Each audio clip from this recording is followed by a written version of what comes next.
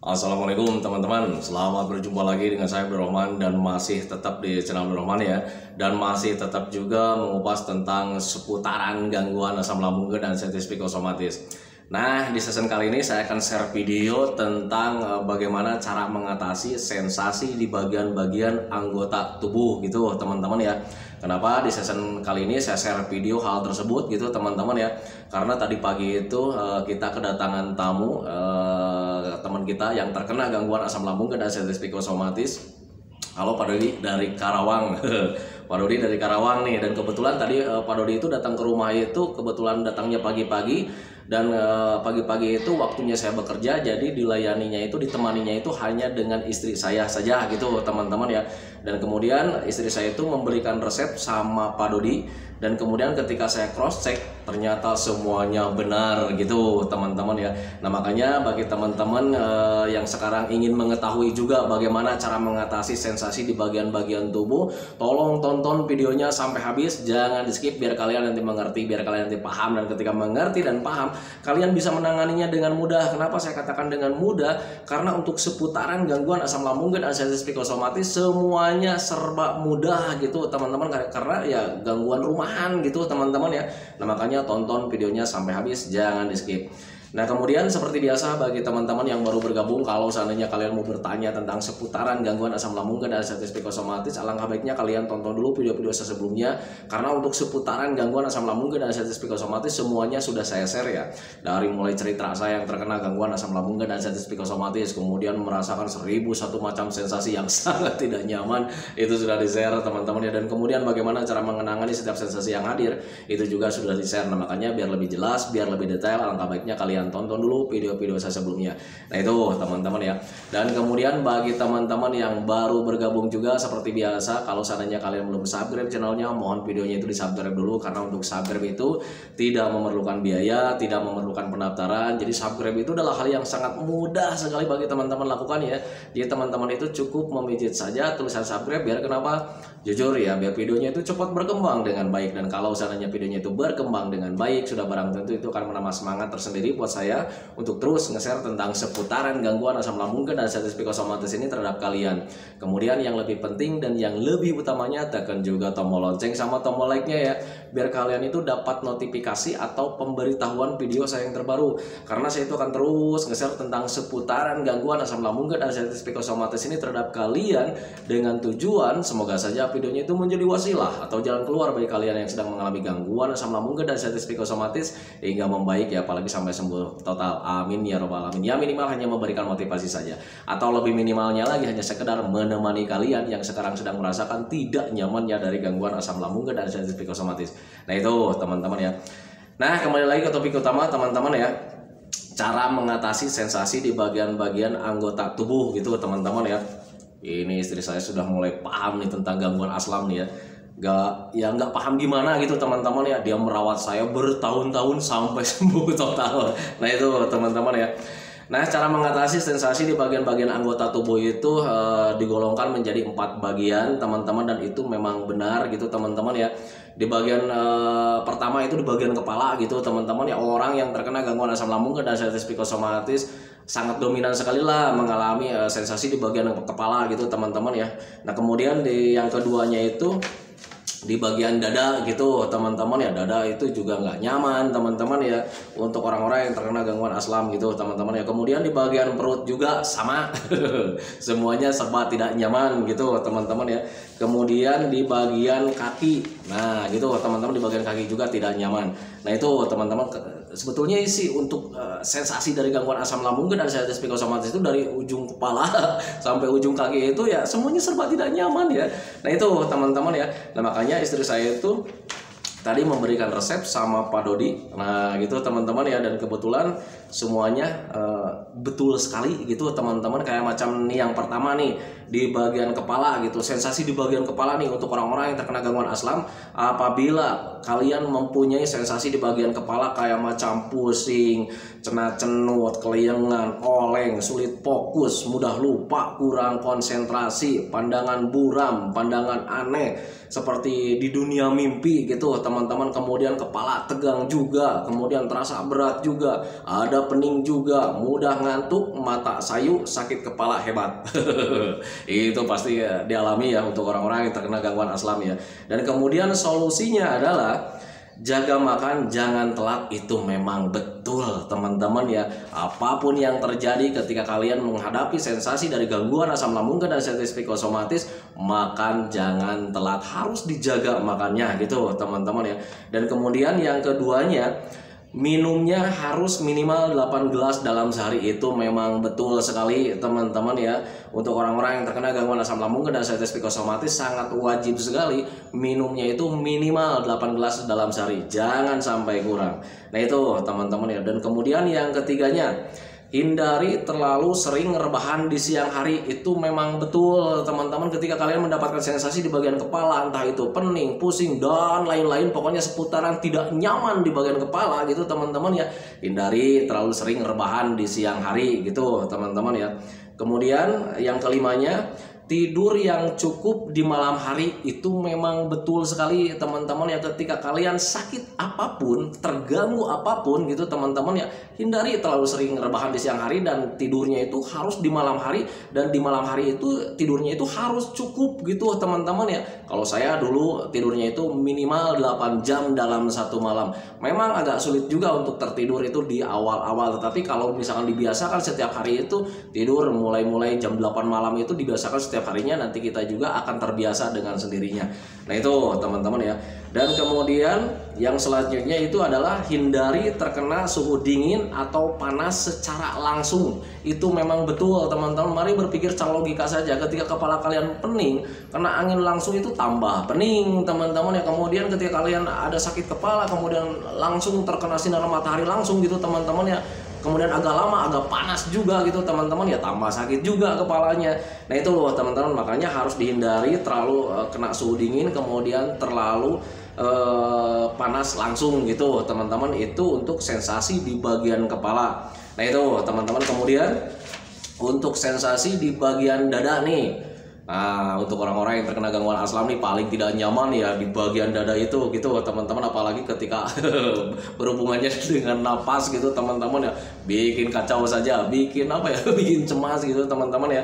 Nah di bagian dada itu ada sensasi kadang ada terasa dada terasa berat, kemudian napas pendek, kemudian kurang plong juga, seperti mau berhenti gitu teman-teman. Kemudian dada ada terasa panas, kemudian ada kalanya sakit menusuk sampai ke belakang gitu teman-teman ya. Kemudian sulit sendawa, suara jadi agak besar. Nah itu teman-teman, ada kalanya mengalami hal seperti itu untuk orang-orang yang terkena gangguan asam lambung dan sensitif psikosomatis. Dan kemudian solusi yang diberikan sama istri saya itu, sama Pak Dodi itu, dan memang benar semuanya gitu teman-teman ya. Yang pertama, hindari makanan pedas, berminyak, bersoda, kemudian ada pengembangnya, terlalu asam, kemudian terlalu dingin, kemudian aroma menyengat, apalagi rokok gitu teman-teman ya. Kemudian minuman berwarna sekalipun itu susu. Itu memang benar dan itu memang betul teman-teman. Jadi ketika kalian sedang mengalami sensasi dada terasa tidak nyaman seperti yang saya sebutkan tadi, kayak macam dada terasa berat, napas pendek, kurang plong, seperti mau berhenti, dada terasa panas, dan lain-lain sebagainya gitu teman-teman ya, hindari hal-hal seperti itu gitu teman-teman ya. Kemudian hindari juga buah-buahan yang mengandung vitamin C terlalu besar gitu teman-teman ya. Biasanya ada di buah jeruk, kemudian di mangga, kemudian di buah nanas gitu teman-teman ya. Nah itu hindari saja dulu buah-buahan, kecuali buah naga sama alpukat. Nah itu teman-teman, itu aman gitu teman-teman ya. Kemudian selanjutnya solusinya adalah usahakan sering minum air hangat. Itu memang betul gitu teman-teman, minimal 8 gelas dalam sehari, jangan sampai kurang. Nah itu teman-teman ya. Kemudian selanjutnya usahakan harus rileks dan tenang gitu teman-teman. Itu juga memang betul teman-teman ya, karena napas terasa berat atau napas terasa pendek itu ya bisa karena kita sedang cemas juga gitu teman-teman. Nah makanya ketika kalian mendapatkan sensasi bagian dada tidak nyaman, apalagi tentang napas gitu teman-teman ya, usahakan kalian harus rileks. Gimana caranya supaya rileks, serileks-rileksnya, biar kalian itu ya napasnya kembali normal kembali. Nah itu teman-teman ya. Nah itu. Nah kemudian selanjutnya, hindari terlalu banyak ngomong atau teriak-teriak. Memang betul gitu teman-teman, apalagi kalau seandainya dadanya itu terasa tidak nyaman, kemudian terasa panas. ya kita banyak ngomong juga, teriak-teriak juga, apalagi yang sering karaokean, hindari saja dulu gitu teman-teman ya, karena nanti akan tambah memburuk gitu teman-teman ya. Jadi usahakan harus tenang. Nah itu teman-teman ya. Nah kemudian sensasi selanjutnya ketika sudah sensasi dada, ini yang ketiganya itu di bagian perut gitu teman-teman ya. Ini nih yang bagian perut yang selalu apa ya, yang masih mengalami kembung, begah, melilit, kemudian panas perutnya, perut itu terasa panas gitu teman-teman, kemudian sakit di bagian perut kiri atau kanan gitu teman-teman ya. Nah itu ada kalanya mengalami hal seperti itu gitu teman-teman ya. Nah kemudian solusinya adalah sama ya, untuk makanan itu hindari makanan pedas, kemudian berminyak, kemudian bersoda, kemudian ada pengembangnya juga dihindari, kemudian berasam, kemudian dingin, aromanya terlalu menyengat gitu teman-teman ya. Nah itu hindari saja dulu gitu teman-teman ya. Kemudian makanan-makanan yang apa ya, yang mengandung gas ya, kayak macam umbi-umbian, kemudian brokoli juga sebaiknya dihindari saja dulu gitu teman-teman ya. Jadi makanannya harus dipilah yang aman-aman saja. Nah itu teman-teman. Kemudian yang keduanya harus sering minum, dan itu memang betul sekali teman-teman ya, harus sering minum minimal 8 gelas dalam sehari. Kemudian yang ketiganya rajin berjemur, tapi bagian kepalanya dihindari ikut terjemur. Nah ini teman-teman itu sangat bagus sekali. Dan kemudian bagaimana sih cara berjemur itu biar kepala itu tidak ikut terjemur? Caranya sangat gampang sih sebetulnya teman-teman ya. Kalian duduk di antara yang panas dan yang teduh. Jadi badan itu ke bagian panas, kepala bagian teduh, ke bagian yang teduh. Itu dulu cara saya itu ketika berjemur. Ini saya udah mulai paham nih ya, karena merawat saya itu udah bertahun-tahun, jadi dia itu mulai paham gitu teman-teman ya.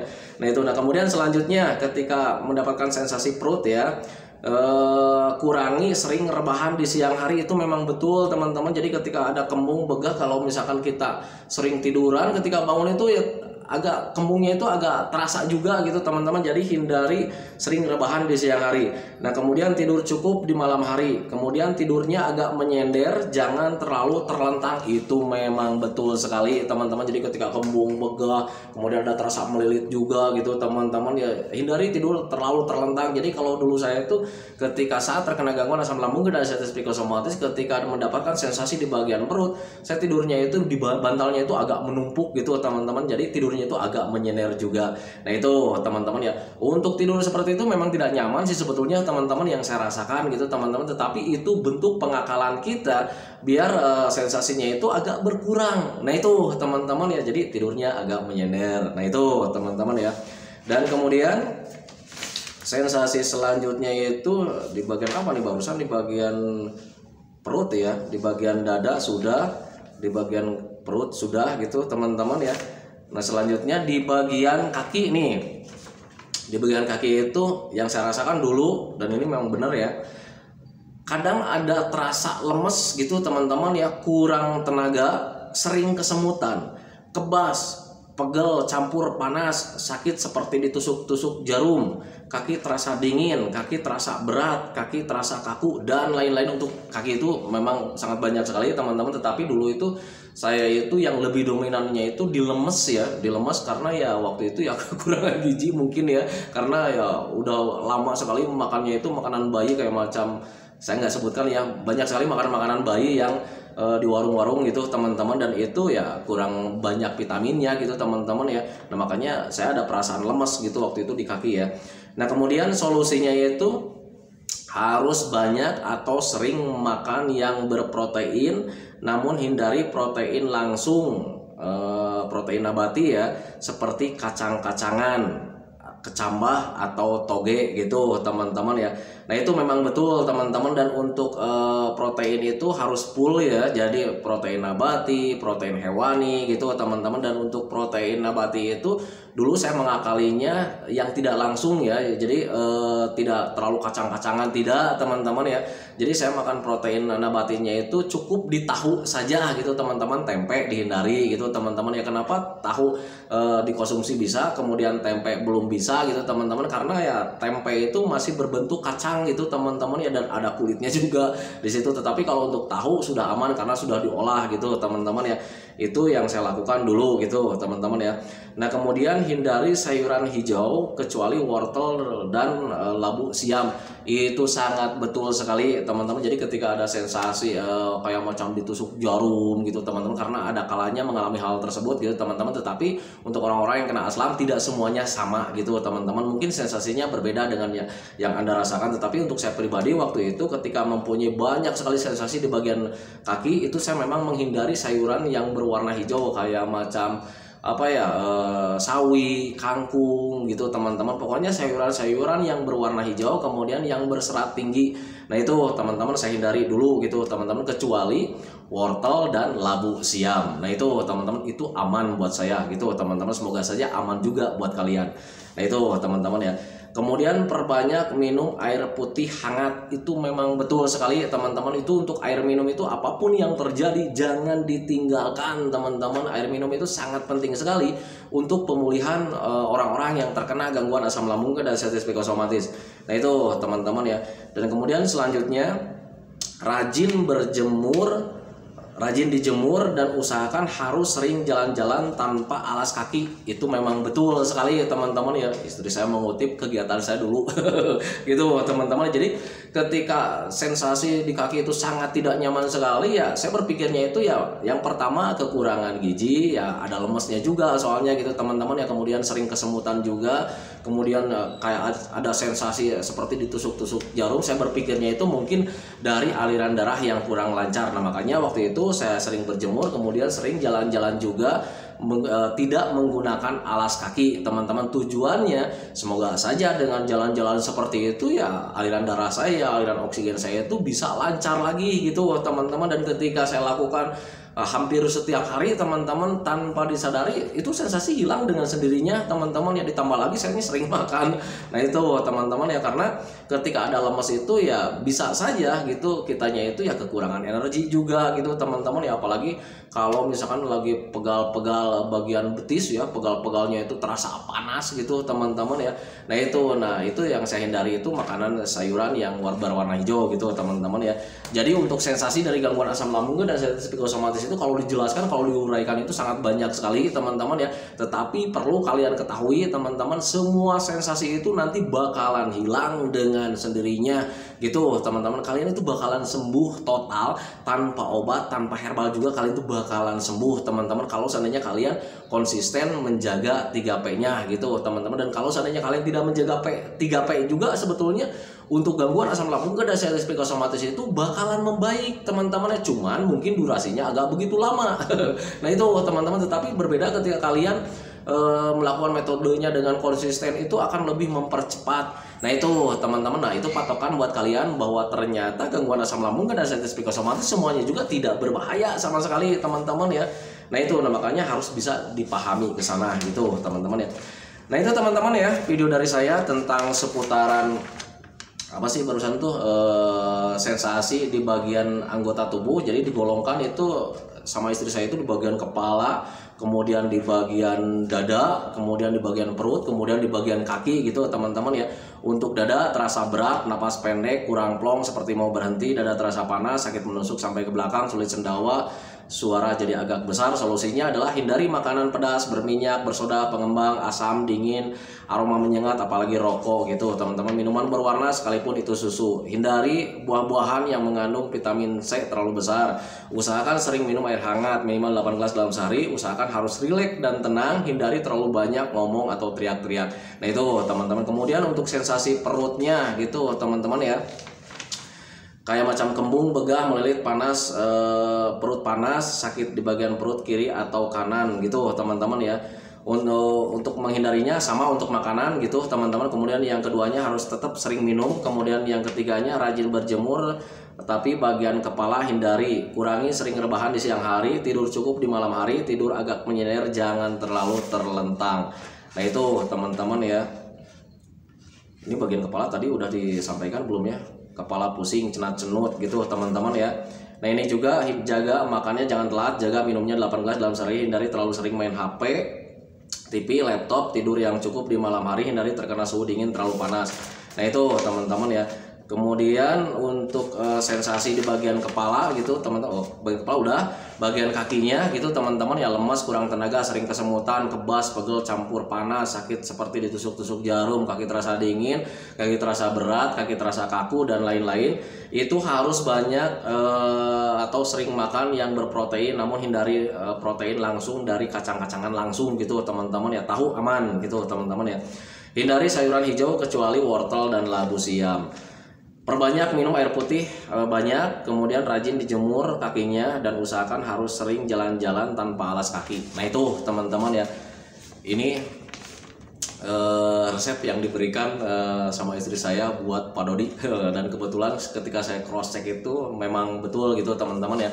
Dan buat teman-teman yang ingin berkunjung ke rumah saya, tolong jangan pagi-pagi. Kalau pagi-pagi itu saya bekerja, teman-teman kalian itu bisa main atau berkunjung ke rumah saya itu di hari Sabtu dan Minggu gitu teman-teman. Kalau hari Sabtu dan Minggu saya selalu ada di rumah gitu teman-teman, kecuali kalau misalkan ya keluarga ngajak keluar juga ya mungkin pasti tidak ada di rumah. Tetapi kalau misalkan hari-hari biasa kalau ingin berkunjung itu sebaiknya di antara jam 4 sore ya. Kalau jam 4 sore itu pasti saya ada gitu teman-teman, walaupun kadang-kadang ada juga tidak adanya gitu teman-teman. Kayak macam hari ini saya beresnya itu jam maghrib gitu teman-teman, makanya saya nggak ketemu sama Pak Dodi. Dan Pak Dodi salam, semoga saja cepat sehat, cepat sembuh total gitu teman-teman ya. Buat Pak Dodi dan buat teman-teman yang belum membaik dari gangguan asam lambung dan sensitif psikosomatis, tetap konsisten lakukan metodenya biar cepat membaik, biar cepat sembuh total. Nah itu teman-teman, karena kesembuhan itu adalah hal yang sangat dirindukan sekali. Nah itu teman-teman ya. Nah itu teman-teman ya video dari saya, semoga saja videonya itu menjadi wasilah buat kalian, semoga saja videonya itu menjadi pencerahan buat kalian ya, minimal hanya sekedar menemani kalian lah yang sekarang sedang merasakan tidak nyamannya dari gangguan asam lambung dan sensitif psikosomatis. Kemudian seperti biasa sebelum saya akhiri videonya, saya selalu mendoakan sama teman-teman itu, semoga saja teman-teman itu cepat sehat lagi, cepat sembuh lagi, cepat kembali lagi keadaan kalian yang dulu, baik semangatnya, moodnya, tertawanya, pokoknya kebahagiaan kalian yang dulu itu semoga saja cepat kembali lagi, karena memang saya yakin 100% bahwa keadaan kalian yang dulu itu sangat dirindukan sekali. Nah itu teman-teman, kemudian doakan saya juga teman-teman ya, agar saya itu tetap sehat, tetap kuat, tetap ceria, agar masih bisa tetap menemani kalian. Nah itu teman-teman ya, hentikan videonya teman-teman ya. Assalamualaikum warahmatullahi wabarakatuh.